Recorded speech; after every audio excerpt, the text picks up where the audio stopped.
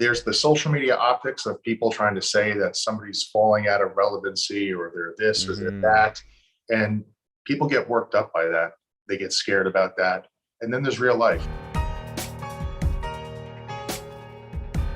What up, everyone? Shakiel Mahjouri here, and you know who this is. He is the two-time NXT champion and MLW star. You can catch him at Starrcast V at the Nashville Fairgrounds, July 29th to July 31st.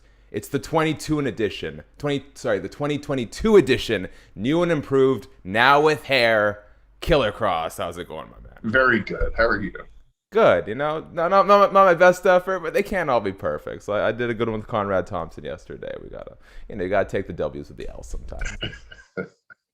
Now, I warned you in advance that I wanted to bring up the dreaded, the much maligned main roster appearance of Karrion Kross, that very sexy one piece that has been, described as everything from like a Mad Max knockoff to a bad Road Warriors cosplay. Are you familiar with a 1974 sci-fi film called Zardoz, starring Sean Connery? No. Okay, well, the fine folks over at Reddit brought this to my attention. I just want to show you, you next to Zardoz. That's awesome. Isn't that insane? Isn't that just spot on? He should have been my manager. I don't know what they were thinking. I mean, are you trying to say that this is not a marquee character that you put all over New York City? And it had like a 57% rating on Rotten Tomatoes. So. I will say, what Sean Connery lacks in nipples, he makes up for in body hair. That is a man right there. That's awesome. Well, I'm glad I could bring that to your attention, because once I saw it, I could not unsee it. That's exactly what I was thinking. I'm going to remember that for the rest of my life. I'm so sorry to do that to you. The internet is a sick and twisted place at times.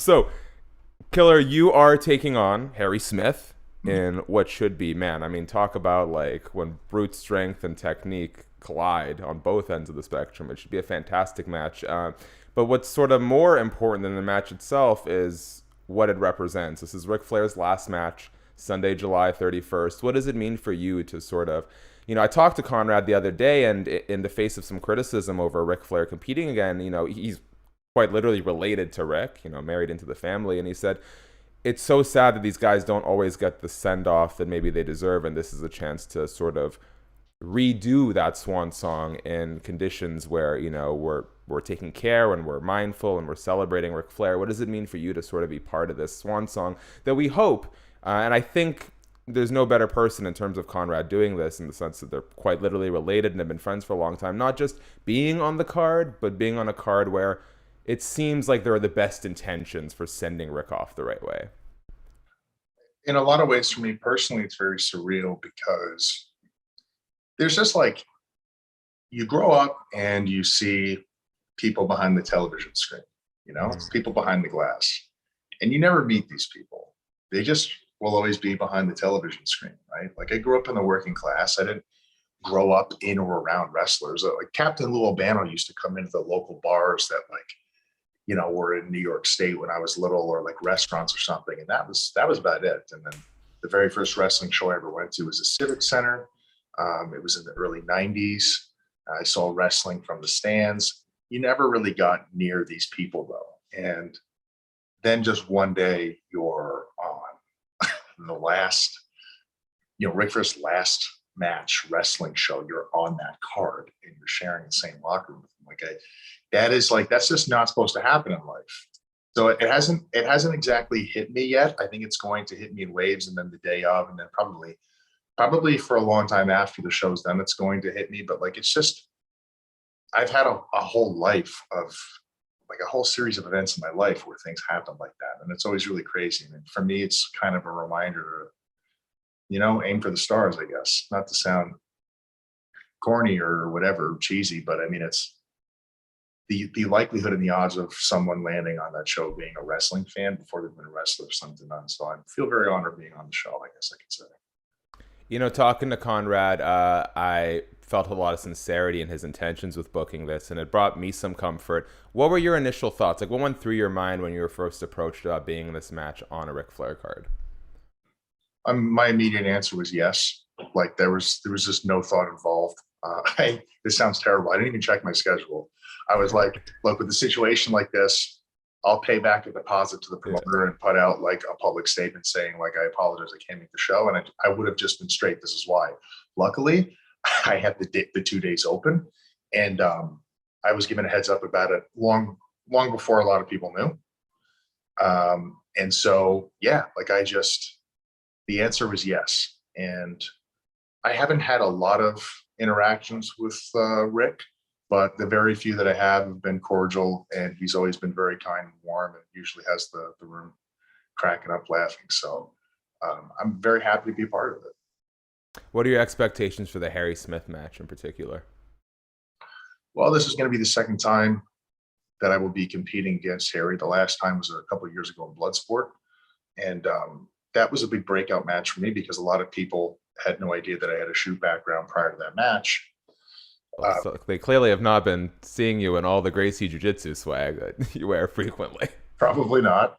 But yeah, I've always leaned into character work. I've always wanted to bring that larger than life type vibe. And on that genre, that platform, which was Bloodsport, they just cut all of that loose, and it's just pure sport in the ring. And so I'm looking to bring some of that to life on the night of. And I'd also like to marry a little bit of what I've learned over the years with where I came from on the same platform. I'm looking to do that. I love it. If I'm not mistaken, you're also competing against AEW's Tony Nese. That's at the Wrestling Showcase during All Out Weekend, September 3rd in Illinois. It's an 8-man tournament to crown the title. Why I bring it up is, you were supposed to be on that Super Card of Honor, the Raw Super Card. There were talks about you filling in, I think, for the role that eventually went to W. Morrissey against MJF, correct? If I just want to know at this stage, I liked the statement you gave in regards to, you have too much respect for Tony and that locker room to just kind of go in and do a job and make it about money. You want something fruitful.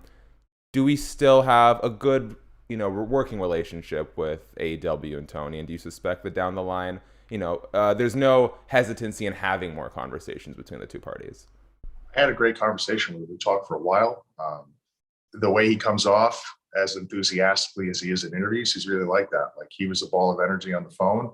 And I thought that was really cool. I thought that was refreshing because if you talk to most people you work for in a major wrestling company, they've been doing this for 30 plus years. And you have to imagine, yeah, they love this, but like, if you do anything for more than 30 years, you get a little tired of it. Let's be honest. Like, even if it's the job you always wanted, like it's human nature to get tired of it. So it's refreshing to talk to somebody who is really, really passionate about what they're involved with. It's contagious. And I can see how a lot of people that I know who work for the company really, really thrive off that, especially if they've worked in other places. They know what I'm talking about. So to have a boss who's enthusiastic about the ideas that he wants to execute and stuff, it makes you feel good about it. I'm always open for communication with any major company, but so people understand where I'm coming from, because like stories, always get taken out of context. Things that you say are always readdressed. They have these one-liners, they put them online, and they try to turn things into something that they're not. We know, Scarlett and I know what people want to see out of us. We see people, thousands of people, almost every single weekend at live shows, meet and greets. We're out in public traveling. We're running into people all the time. People tell us what they want to see out of us. And her and I have always operated from creating from that place. We're not doing stuff because it's like, hey, we think this is cool. Let's just shove it down their throats. We're like, what do people, we have an idea. Let's let people get a taste of it and let's see how they feel about it. Let's create from what they want to see out of us. That's always worked for us. I don't want to become married into a professional situation where I'm at the mercy of someone else's idea when I can see that there are limitations on this and there's no end game as to an idea that's being suggested. Or to put it more politely or more accurately, if I can't see this landing me to where I want to be in my long-term career goals, I'm going to politely and respectfully decline and suggest another solution or an idea. And I don't think that there's anything wrong with that. I think people are too afraid to do that these days because sometimes there's a scarcity of work for some people. They get scared or they're uncomfortable, they're insecure to say no. I think it's okay to say no sometimes and suggest another direction. And um, we exchange numbers, and I'd be always open to talk to him. He was great to talk to. I think it's a beautiful thing that you and Scarlett have, because then I can relate a little bit in this sort of like independent contractor pursuit. It's like you listen to what people suggest, you listen to the advice and people you trust, but ultimately, you kind of have to follow your intuition, what you think's best for yourself. I think it's great that you have a partner in Scarlett where you guys can very much collaborate. I imagine sometimes people get antsy when they leave a major promotion like WWE and to jump into the next thing. You have sort of taken the time, done things on your terms. How are you feeling at this stage with that approach? Are you at all getting antsy, or do you ever anticipate that you're going to just want to sign and get it over with? Or are you happy with this direction you're taking and the patient approach that you're taking? Yeah, her and I are both very good. I mean, Awesome. there's the social media optics of people trying to say that somebody's falling out of relevancy, or they're this or they're that. And people get worked up by that. They get scared about that. And then there's real life. Real life is going to the shows and actually meeting and engaging with real people right in front of you and having those experiences as fans. I gauge everything I'm going to do based on real life interactions with people. And everything online can be manipulated and convoluted. And half the time, unfortunately, it is. It isn't all the time, but I will never base the trajectory of my career and everything I'm doing creatively and what I want to do with my life based on online reactions. We were at the mercy of that during lockdowns, which was brutal. But I mean, I know the realities of the situation, and the last thing I would ever want to do is make a decision based out of fear, based out of like some sort of how would I even put it? Just being afraid that you're going to fall out of favor. Like, our fans are still there. We see them all the time.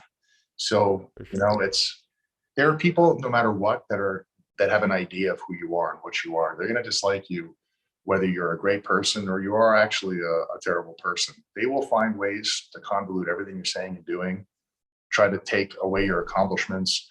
Her and I don't live in that place. Awesome. Yeah, we don't make decisions based on that type of stuff at all. So I love that, man. Before we wrap up on some lighter stuff, let me think about how I want to phrase this, because the last thing, candidly, I ever want to do in most aspects of my life is talk politics, and we won't. But I do think, because of the internet, and I'm sure it's perpetuated some degree in real life, but you've mentioned so much sort of the reality of a situation versus the online perception of things. Online, there's a culture war in everything.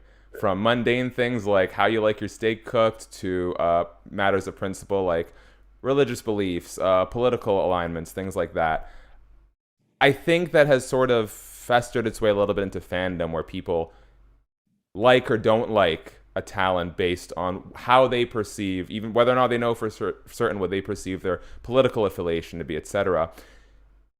How much is that real in a backstage environment where you and your fellow talent are here for the shared purpose of loving pro wrestling? Is it all sort of like kumbaya, or have you noticed over the years sort of separation in locker rooms based on things like political affiliations and belief systems?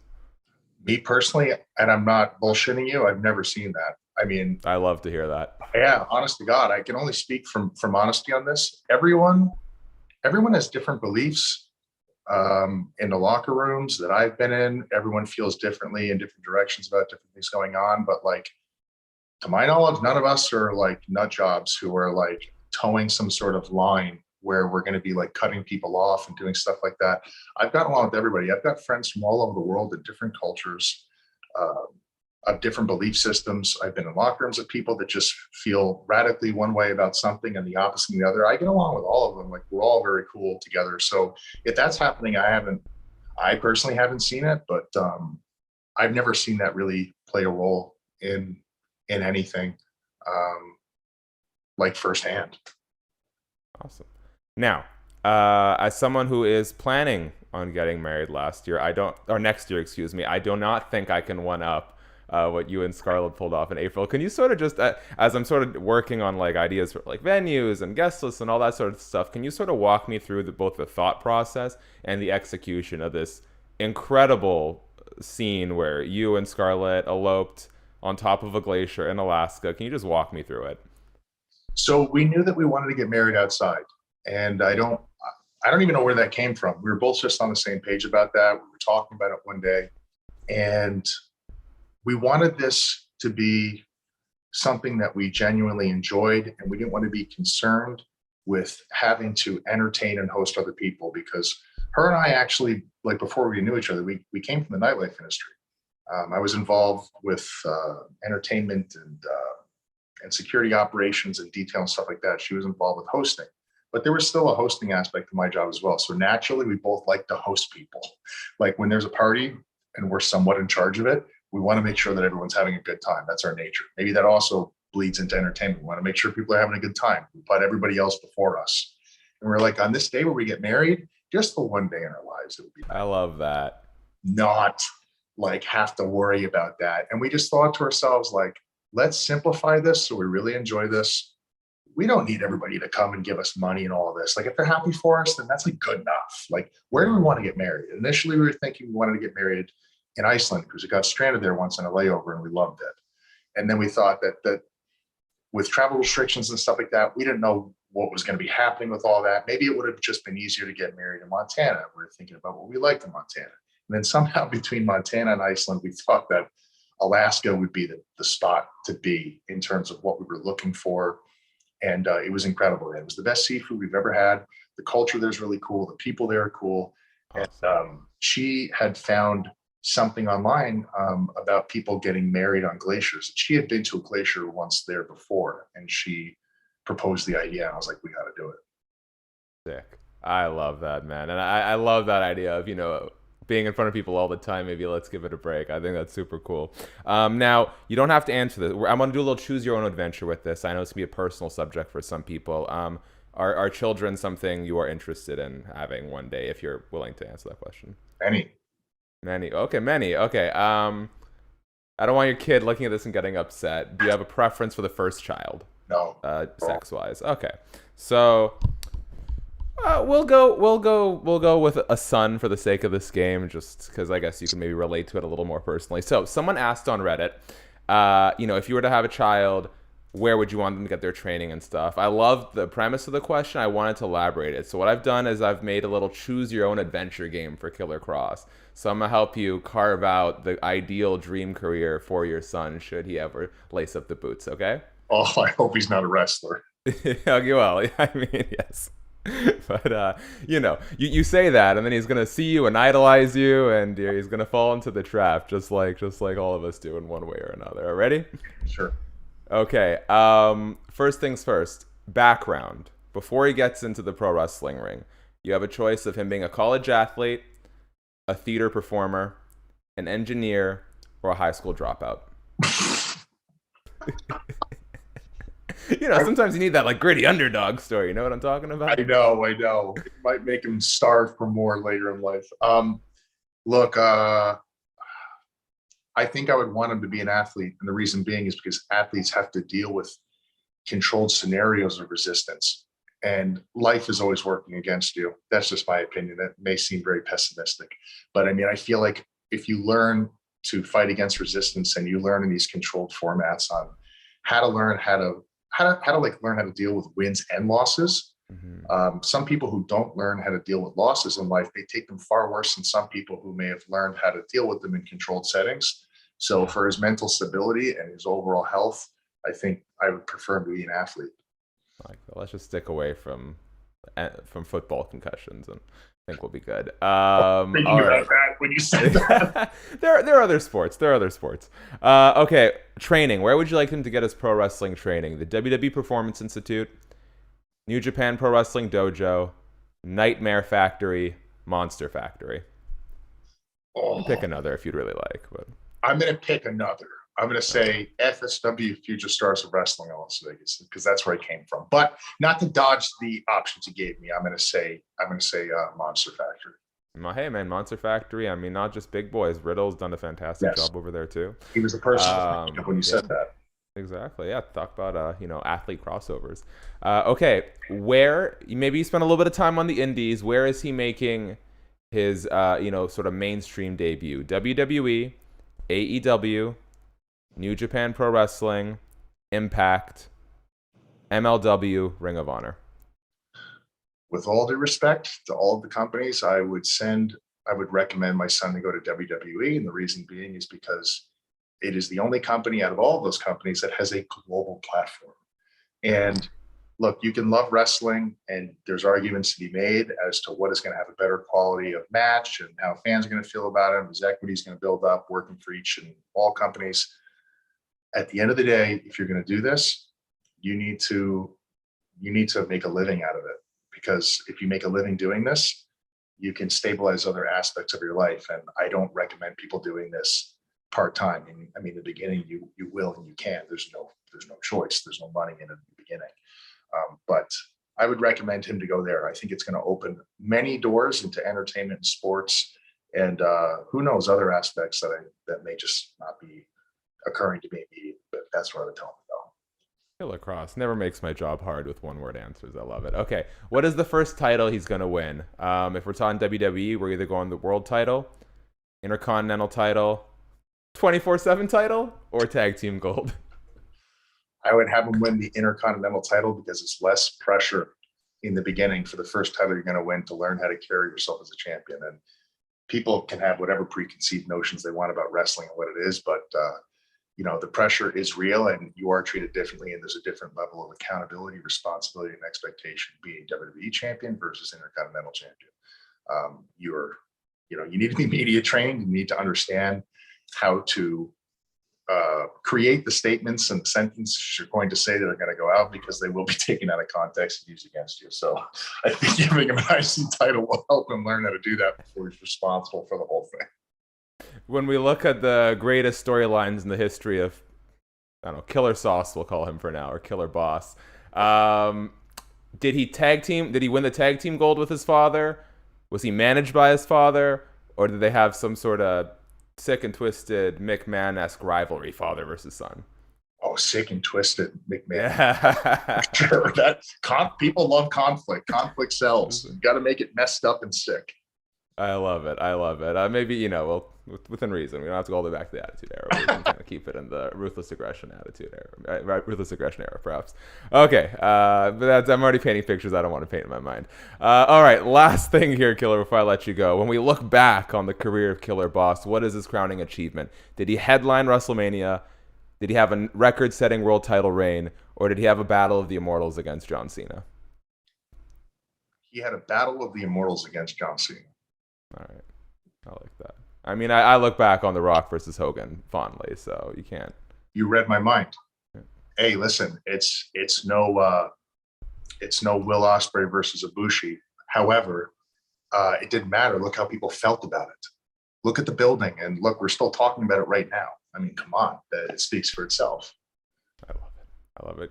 Killer Kross, man, it's always such a joy talking to you. There are more questions. We'll save them for next time. So you guys put them in on Reddit. I promise we'll get to them. And then by the end of the year, we'll do this again before the year wraps up. Killer Kross, you will be appearing at Starrcast V at the Nashville Fairgrounds July 29th to July 31st, taking on Harry Smith at Ric Flair's last match on that Sunday. I'll leave you with their last words. I'll do my part very quickly. Guys, thank you so much for checking it out. If you're here, you know what you need to do. Please subscribe, notification bell, thumbs up. Let us know, what is your favorite match of all time? Is there anything that beats out maybe not the quality, but sort of the meaning, the impact of Hollywood Hulk Hogan versus The Rock? Would love to hear from you. Killer Kross, if there's anything you want to let the people know, please let them know. Hey, thank you very much for continuing to support me, and I hope you've enjoyed what I've been putting out there. It's always for your entertainment. You can follow me at www.killerkross.com. All my social media is attached to @RealKillerKross. And thank you very much for having me back on.